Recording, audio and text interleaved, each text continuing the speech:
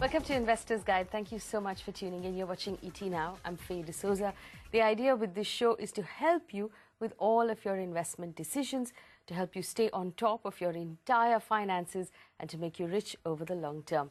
There's an email ID at the bottom of your screen where you know you can reach us if you have any questions, but you can reach out to me personally on Twitter as well. On the show this week, we'll help a young investor save enough for his sister's wedding over the next 6 years. In our product this week, we look at the Sundaram Tax Saver, and we'll tell you how you should take advantage of Section 80CCG if you're a first-time investor. Let me bring in Dhirendra Kumar, the CEO of Value Research. Dhirendra, thank you for joining us this week. We're entered now the month of December, and in spite of repeated reminders that we should start doing our tax-saving work in April, I'm sure there are still some viewers who haven't got it started yet. December is normally a good time for the late joiners to also get in on it. The question obviously is, if I'm investing in equity for the first time, should I use the Rajiv Gandhi Equity Savings Scheme? Should I be using the NPS? Should I be using equity-linked saving schemes? What is the best option to get tax saving and to invest in equity? Definitely, every investor should try and avail the 80C, entitlement available, which is a maximum of 1.5 lakh rupee. And there I feel that, investors should make a very clear choice. If you are an extremely conservative investor, can't take any chances, and, you are likely to retire in 5 years, and the money that you are saving is very important, then you don't have a choice. But, looking at either your provident fund deduction itself will take care of it, or you have it in a national saving certificate or a 5-year term deposit. But I think the tax saving fund is the finest choice available, and nobody should look at anywhere in between, because there are many other options in between, the ULIPs and the endowment policies and other things which one should ignore.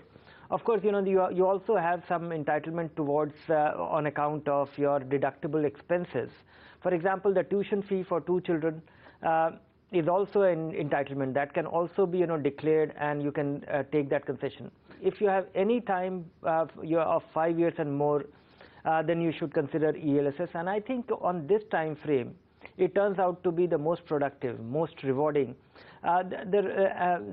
investment for 2 reasons. One is that it's the only thing which is all equity. And the other is that even the income from the ELSS, which comes to you in the form of appreciation, is tax-free because it is an equity investment. When you make your investment in NSC or the tax-saving deposit, the income that you derive in the form of interest is taxable. Okay, so what I'm going to do is I'm going to put up on the screen the equity-linked saving schemes or the tax-saving mutual funds that we normally recommend on the show. The first list are of aggressive tax savers, so if you're a younger person with a longer time horizon, it will suit you. The second list is for conservative tax-saving funds. So if you're in your 40s, you don't want to take that kind of risk, this is a slightly more conservative list that you can use.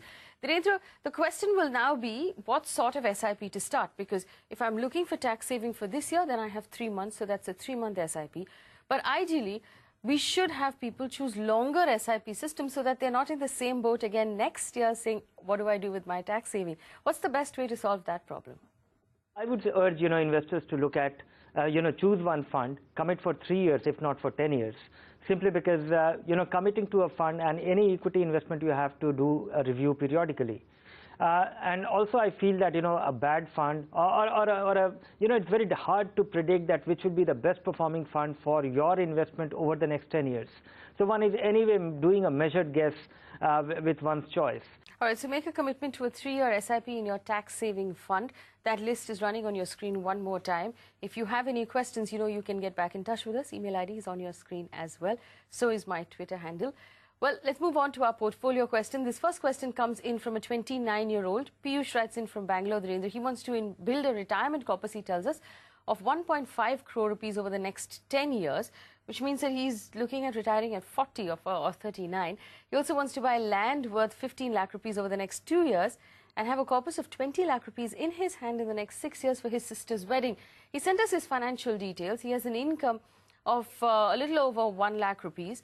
He has an EPF deduction. He has added PPF contribution on top of that. Pure gold investments, he says, for his sister. He's also got 12,000 rupees going into a recurring deposit. And he tells us he has 15 lakh rupees in pre-IPO shares. Now, There's some property in Lucknow for which he's paying as well. He has some insurance plans that he's holding. There's a term insurance and a life insurance policy, and 21,000 rupees going into mutual funds. So there's a lot going on in his portfolio. I would personally like to streamline it a little bit because it does seem like he's contributing to a lot of things, but not really looking at it all together holistically to see where the money is going.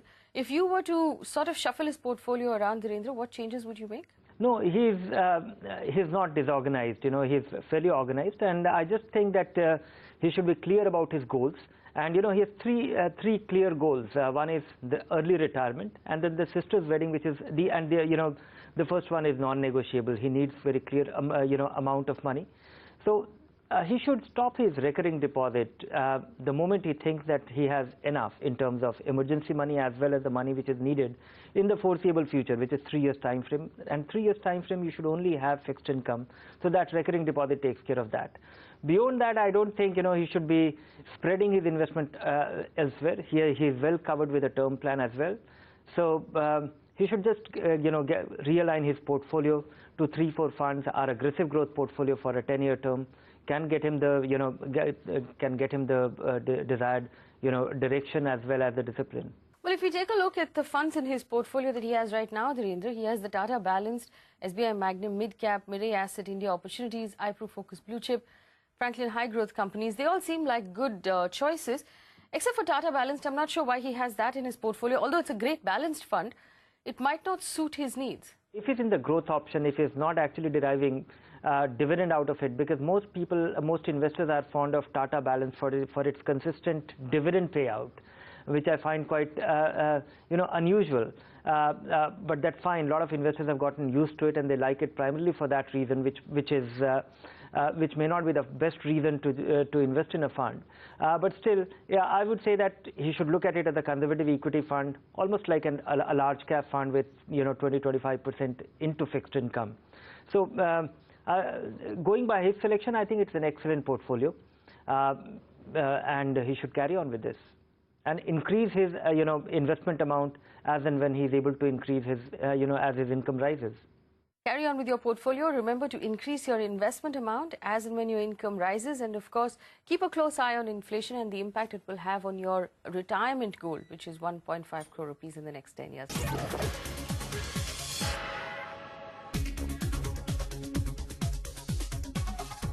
Welcome back to watching Investors Guide on ET Now. Thank you for staying with us. Let's take a look at the product review for this week. We're looking at the Sundaram Tax Saver Fund. It's a good time to look at a tax saver fund, considering you should be looking after your taxes at this point. Avan is here to give us a quick introduction. Avan. Thanks, Faye. This week, we take a look at a tax-saving mutual fund, the Sundaram Tax Saver. With over 1,180 crore rupees as assets under management, this fund has marginally performed better than its peers in a rising market over the long term. Let's take a look at the fund's performance over the last 5 years. Now, you'll see that the fund has underperformed its benchmark and category in the recent years as well. In fact, even when the fund performed marginally better than its benchmark in 2014, its performance was well below its category. The fund's performance over the long term has not been very promising either, thereby lagging behind its peers in a rising market. Is it time then for you to exit this fund and invest in other tax savers? Let's find out. With that, it's back to you, Faye. All right, Avan, thank you for that introduction. 2 stars, Dhirendra, on value research for this fund, but it still has an AUM of about 1,100 crore rupees. Performance has not been great. It's not part of the list that we recommend as tax savers. It hasn't been for a while. For those of our viewers who are not locked in right now, is it time to call it quits? Yes, simply because there are superior options and there are superior equity funds. If you are out of the lock-in, you can park your money elsewhere to make it more productive. And looking at the tax-saving options, this fund, if you look at the dissection of the rating, it's below average return relative to other funds and above average risk, more volatile.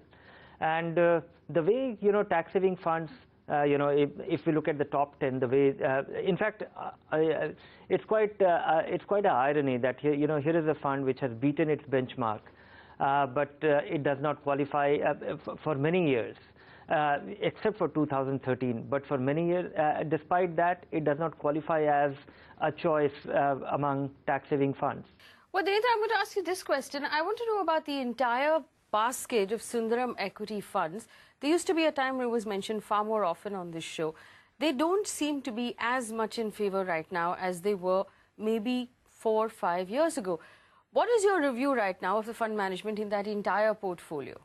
This fund company actually has some very promising, its mid-cap fund is among the most promising. Except for that, it has actually not emerged as a mainstream, equity fund house, despite having reasonable money in the equity fund, in its equity fund. So, looking at the series of micro-cap funds which it has launched, and its largest fund happens to be the mid-cap fund among equity universe. So that is a promising part. Except for that, I think this fund company does not qualify with many of its equity funds. All right, and Dhirendra, for those of our viewers who are going to at this point action the sell call on this fund, if they are out of their lock-in for the tax saver, would you recommend they use our recommended list of tax savers and move their money into maybe one of those? Yes, I would say that there are superior options, and if you are out of your if you are out of your lock-in period, then you have the whole equity universe to choose from. All right, so if you're out of the lock-in period, the entire equity universe to choose from. So I'm going to do two things for you. On your screen, I'm going to put up the equity multi-cap funds that we recommend on the show. And also, if you want the tax saving, then there are equity tax saver funds on your screen as well. Finally, Dhirendra, for Investors Guide for our viewers, where would you rate this fund on a scale of 1 to 5? Very much at 2 stars, where it gets slotted as on the risk-adjusted scale. 2 stars for the Sundaram Tax Saver Fund on Investors Guide. Dhirendra giving it a sell call. We don't hear sell calls very often on this show, which means that it might be time to take your money out, provided you finished your 3-year lock-in. Let's move on to our hold or sell segment. 32-year-old Pramod Murthy has written in, Dhirendra, he wants to build a corpus of 6 to 8 crore rupees for his children's education and his own retirement over the next 20 years. So he has 20 years, which is a nice, large, meaty time horizon. So there's enough time on his list to sort of, make some smart, maybe aggressive investments. The first 2 funds on his list, HDFC Top 200 and HDFC Equity. Would you recommend he holds on to both of them, or a 20-year horizon? For a 20-year horizon, I would say that, of course, both these funds are struggling for a while. And the fund manager has given a very elaborate explanation to us that why one should hold, why his funds are promising, or they will do well over time. And he has his past to demonstrate. But I think the dynamics has changed a bit. But still, I would like him to, concentrate, consolidate his money in HDFC Equity, which has greater flexibility, and ensure that, his total amount in this fund for over the next 20 years does not exceed 25%. He also has the ICICI Prudential Focus Blue Chip, Dhirendra. Continue that investment as well? ICICI Prudential Focus Blue Chip has emerged as a very impressive large cap fund. And but I would say that investing for next 20 years, one should have funds which have which are reasonably flexible. This fund, by its design, will remain a large cap fund. The reason why I was telling him to consolidate his money from HDFC Top 200 to HDFC Equity is that HDFC Equity can invest across the market, universe. Likewise, this fund will also be focused on large caps only. So, he should consider the other funds of, he can switch his money from here to the Dynamic Equity Fund or the, Value Discovery Fund. They will have greater flexibility. And in 20 years' time, the difference will be visible. He also has IDFC Equity, Premier Equity, Dhirendra, and HDFC Mid-Cap Opportunities. Continue both of those investments as well? Yes, continue with both the investment as well. Though IDFC Premier Equity has changed, the fund manager is gone who built or he incubated the whole track record. And I'm watchful that how it's doing over time. But yes, these two are great funds, have been great funds in recent years. One should continue. He has some lump sum investments that he made last year, from what I understand. Unfortunately, one of them, 1 lakh rupees, has gone into what he calls Canara Robeco. He hasn't told us the specific fund. The Tata Balanced and Reliance Tax Saver. Reliance Tax Saver, he won't have a choice right now because he's locked in. What would you recommend he does with the other two? The other two, I really don't know which Canara Robeco, but the Canara Robeco has 2 equity funds which are quite promising. It depends. But I would urge him to, generally, abstain from, resist your temptation to make lump sum investment, because that can cause a degree of anxiety which will derail your investment plan. Whenever you have lump sum to invest, increase your SIP amount. That way you will be able to average your investment, and you will, because right now the possibility of investing a lump sum amount of 1 lakh rupee and that goes down to 80,000 rupee in between, it will get registered in your mind, and you will not be very happy, or you will not be happy sustaining, enforcing your plan. So don't do that. And Reliance Tax Saver has turned out to be a great small cap tax saving fund. It's part of our recommendations too. So carry on with that. But take a these I don't know which Canara Robeco fund, and Tata Balance turns out to be a good conservative equity fund. May not be the best suited fund for a 20-year investment time frame. All right, so there you have it. That's the advice you're getting right now. Remember, if you would like us to take a look at your portfolio, write to us on the email ID that's at the bottom of your screen. Then a quick question before I let you go. Rohit Singh has written in. He has a time horizon of 5 to 10 years. He says he's been investing 10,000 rupees each in the funds that he sent us a list of: HDFC Equity, Franklin India, Higher Growth Companies, and iPru Blue Chip Equity. Along that, he also has an HDFC Life Balanced policy with a lock-in of 5 years. Now, he tells us he's adequately insured by his company, so he has health insurance. He just wants to know if you believe he's on the right track with his portfolio so far. Yes, 5 to 10 years time frame, he has chosen good funds. As I was saying earlier, that a large cap fund may not be the finest choice for a 10-year time frame. So he should consider, ICICI Prudential Blue Chip Fund being substituted.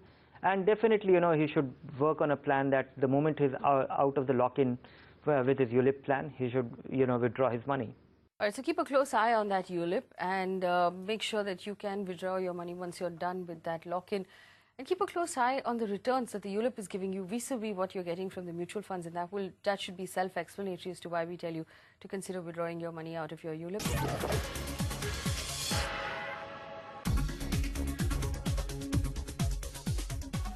Welcome back. You're watching Investors Guide in ET Now. Thank you for staying with us. This week, we're going to answer the questions you sent in on your asset allocation with Vishal Kapoor from Standard Chartered, who joins us again. Vishal, thank you so much. Such a pleasure to have you make time to spend time on Investors Guide. Our first question comes in from Jilajit Yadav. He's been investing 5,000 rupees every month in the ICICI Tax Saving Mutual Fund over the last 2 years. He has a time horizon of 15 to 20 years, and he wants to increase his investment now and add another 18,000 rupees. So he sent us a list of funds he shortlisted, Vishal. He has the DSP BlackRock Microcap, SBI Blue Chip, SBI Small and Mid Cap, and Reliance Pharma.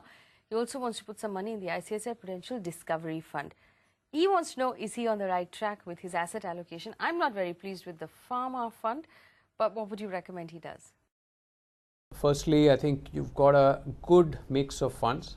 You've got, from what I can see, micro cap, you've got a thematic, you've got a blue chip fund, you've got a discovery fund. So you've got a good range of schemes.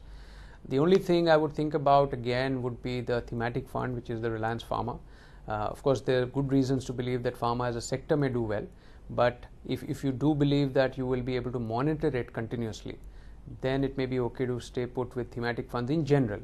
Otherwise, you're better off being in more diversified players if you don't think you can monitor it very closely and shift when you think that the pharma story is played out a bit. The other thing in terms of allocation, you should have done by now your risk profiling. That would be the basis for us to suggest whether the allocation is right or wrong. Just being in equity, of course, equity is a good long-term asset class, but you have to balance it out with other asset classes as well. And how much of which asset class you need will only be possible once we've done a full-fledged risk profiling. Next question comes in from Aryan Agarwal. He wants to make use of the Section 80CCG under Rajiv Gandhi Equity Savings Scheme. He's a first-time investor and he has an annual income of 12 lakh rupees. He wants to know how he should go about opening an account and what mutual funds he should be looking at. Vishal, now first of all, I don't know if you would recommend that scheme, because I would much rather he uses equity-linked savings schemes or the NPS instead of the Rajiv Gandhi Equity-Linked Savings Scheme. What would you recommend he does? It's meant for first-time equity investors, and the good news is that the tax benefit applies for mutual fund investors as well.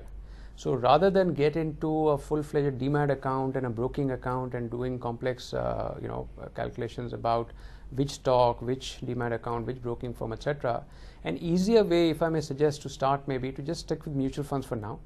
And again, an SIP route or a systematic route to invest may be a good way out for first-time investors. The couple of funds that I could recommend over there would be the Franklin Templeton Prima Plus as well as the Kotak Select Focus. Large cap funds to start with. Do an SIP or an STP into these. It's a very simple process to get invested, and you get the tax benefits there as well. Last question on the show comes in from Carol D'Souza. It's always nice to hear from a woman investor. She tells us she wants to build a corpus of 2 crore rupees over 12 years. These are her details. She's putting some money into the VPF. 50,000 rupees a month, in my opinion, that's too high. She also has the PPF, which is putting 1.5 lakh rupees a year, which is basically all going into the same end. So the PF, PPF, VPF, all of it winds up in the same place. She sent us a list of her mutual funds. She has HDFC Top 200 and Mid-Cap and Equity. That's again something she might want to consolidate. She has Franklin Smaller Companies, Franklin India Higher Growth. She wants to know if she's on the right track. Rishal, would you streamline it a little bit and make it slightly, more efficient? Assuming that your money would compound between 12 to 15%, you would need to save roughly between 50 to 60,000 rupees per month for that objective to be met. So that's important for us to start with, to know how much you need to be saving. So you need to be saving about 50 to 60,000 rupees per month. Now the good news is that you're already doing that. So when we look at your portfolio, you've already got 50,000 rupees per month in a voluntary provident fund, so that takes care of the fixed income part of your investing, and you've got a selection of mutual funds that are taking care of the equity portion, again adding up to a significant amount. So at an aggregate level, you could look at a portfolio where you've got both fixed income and equity coming through funds as well as a VPF account, and the quantum definitely seems to be adequate as of now. The only refinement you could look at is that the amount under VPF does seem quite large. Now, given the fact that you do have a long-term time horizon, 10 to 12 years, you could look at actually increasing the equity mutual fund component through either an addition to the existing funds that you have, or maybe add a new fund, a few more funds. So I would look at a slightly more aggressive equity mutual fund component in your savings, and I think you're well on your way to achieving that target that you've set for yourself. All right, Vishal, thank you so much for spending time with us this week and answering our questions. Remember, if you have a question for Vishal Kapoor, write to us on the email ID that's at the bottom of your screen. You can also reach me on Twitter. It's always a pleasure to hear from you. So any feedback you have as well on the show, feel free to get in touch with us. So before we wrap up, something I must share with you. We have a brand new channel we've launched within the Times network. It's called Magic Bricks Now. It brings you all of the information and the advice you need when it comes to buying property. India's first 24/7 property channel. Tune into Magic Bricks Now. Get in touch with us if you have questions about buying property. That's what we're here for. Thanks for watching.